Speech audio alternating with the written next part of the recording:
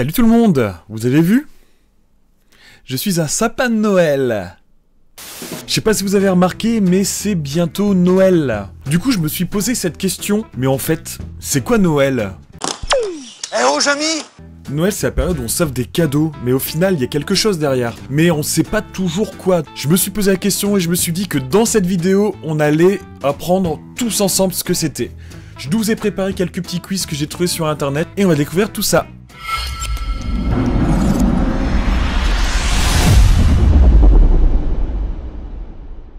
Le premier que j'ai trouvé, ça s'appelle Quiz le Père Noël. À partir de 6 ans. Donc on ne doit pas se planter. Première question, qui venait en Europe apporter des jouets avant l'arrivée du Père Noël? J'en ai aucune idée. Le Père Hiver, personne. La Mère Noël, Saint-Nicolas. Alors Saint-Nicolas, je vois bien Saint-Nicolas en fait, il ressemble beaucoup au Père Noël. On va mettre Saint-Nicolas. Quelles sont aujourd'hui les deux couleurs principales du Père Noël? Vert et rouge. Blanc et rouge. Aucune hésitation là-dessus. Où dit-on que le Père Noël habite? C'est au pôle Nord. Aux environs du pôle Nord. Comment se déplace habituellement Père Noël? En avion, première classe. Je vois bien le Père Noël en avion et jeté par le hublot les cadeaux. En traîneau tiré par des rennes. Bon, bah, c'est évidemment ça. En roller. En dos de chameau. Allez, ce sera en traîneau. Dans quoi a-t-il l'habitude de porter ses jouets? Dans une hotte, dans de grandes valises, dans son cartable, dans ses poches. Je veux bien croire qu'il y a de grandes poches, mais ce sera dans la hotte. Qu'a-t-on l'habitude de mettre devant la cheminée pour faire des cadeaux?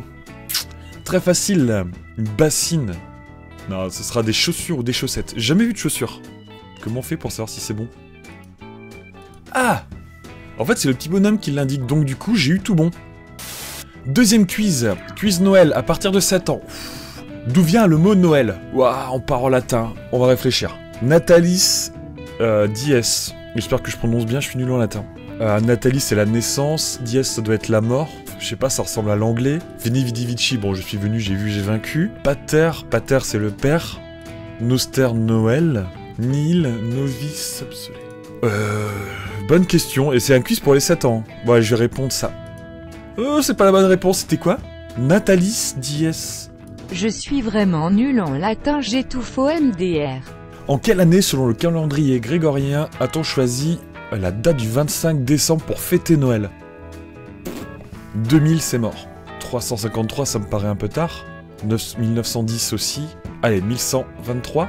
Ah, c'est plutôt 353. D'accord. Quel anniversaire fête-t-on à Noël? Celui de Saint-Joseph, celui de Marie, Mère de Dieu, celui de Jésus, Fils de Dieu, celui des rois mages. C'est celui de Jésus.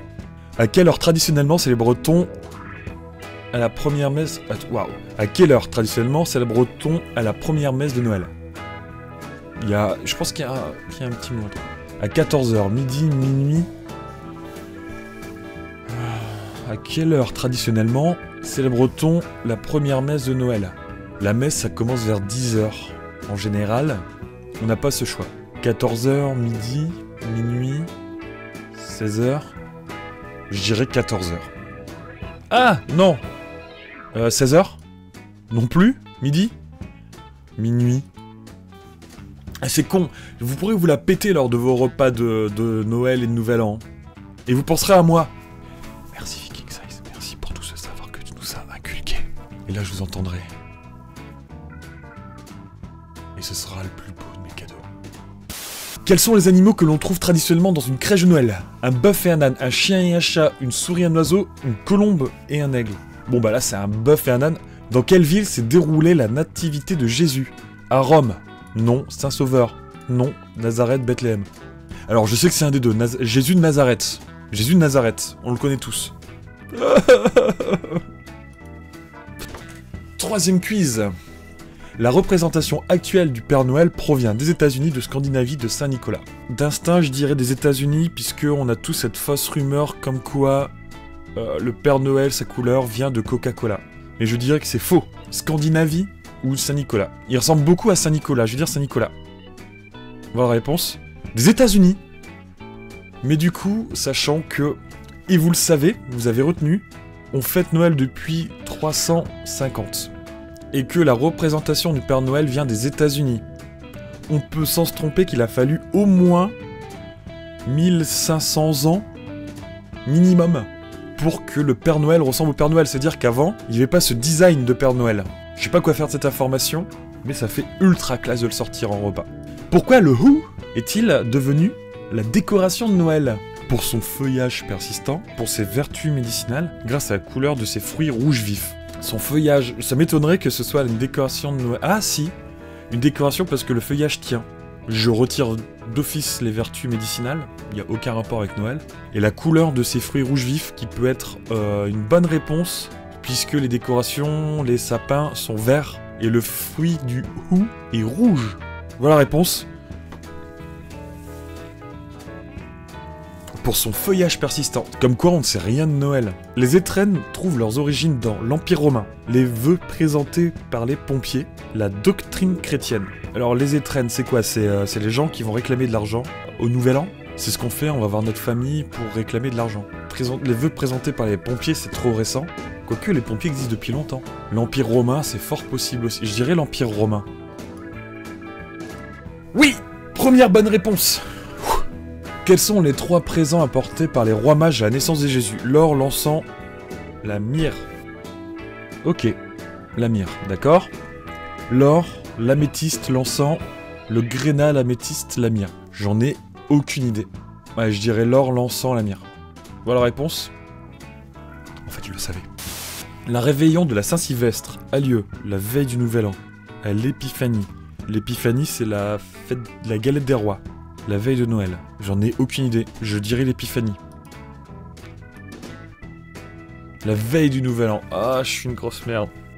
Quelle est la première définition du mot crèche? Une mangeoire pour animaux. Une étable. Une couverture faite de tissu. La crèche, je crois qu'il a accouché dans une étable. C'est pour ça qu'il y avait des animaux. Donc je dirais une étable. Une mangeoire, ça me paraît un peu pas ça en fait. Une étable.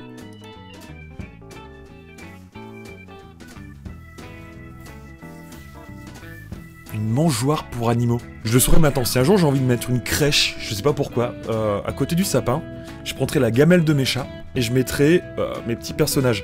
Voilà, la gamelle de mes chats et mes petits personnages dessus. Voilà. Le solstice d'hiver marque la plus longue nuit de l'année, la fête de Saint-Jean, le jour de Noël. Ce n'est pas le jour de Noël.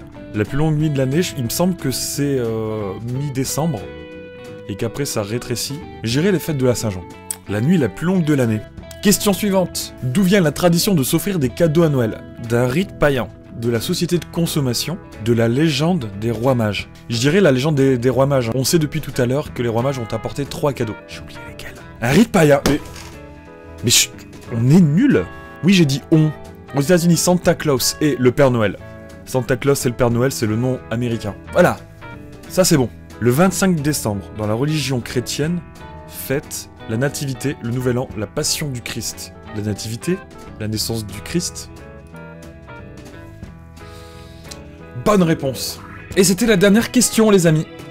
Et voilà, ces quiz sont terminés maintenant. On a appris énormément de choses grâce à ça. Je savais pas la moitié des choses, c'était hallucinant. D'ici là, moi je vous souhaite de très bonnes fêtes de fin d'année, un très bon Noël, une très bonne nouvelle année. Je vous souhaite énormément de bonnes choses pour 2018, qu'elle soit pleine de bonheur pour vous. Énormément de réussite dans tous vos projets. Mon projet à moi, c'est ça, c'est ce que vous pouvez voir actuellement, c'est YouTube, c'est Twitch. Et je vais tout faire pour persévérer, je vais tout faire pour vous proposer du contenu de plus en plus intéressant. Et je vous remercie de me suivre, je vous remercie pour tous les commentaires, les pouces bleus, les partages que vous faites. Ça me touche énormément, vous pouvez pas faire de plus beaux cadeaux. La prochaine vidéo sera probablement pour début 2018. D'ici là, je vous souhaite encore une fois de très bonnes fêtes, prenez soin de vous. Et à l'année prochaine.